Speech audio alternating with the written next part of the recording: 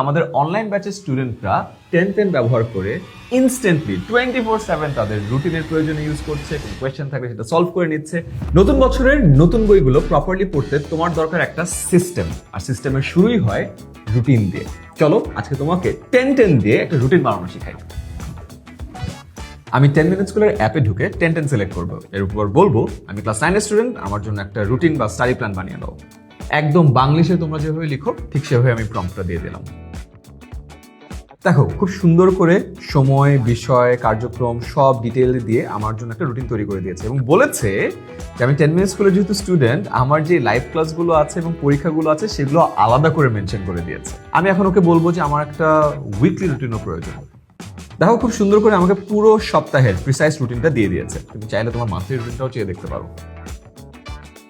দেখো তোমাদের মান্থলি রুটিনও কিন্তু ঠিক প্রপারলি চলে আসছে। ঠিক এভাবেই আমাদের অনলাইন ব্যাচের স্টুডেন্টরা 10 ব্যবহার করে ইনস্ট্যান্টলি 24/7 তাদের রুটিনের প্রয়োজনে ইউজ করছে। কোনো কোয়েশ্চেন থাকলে সেটা সলভ করে নিচ্ছে।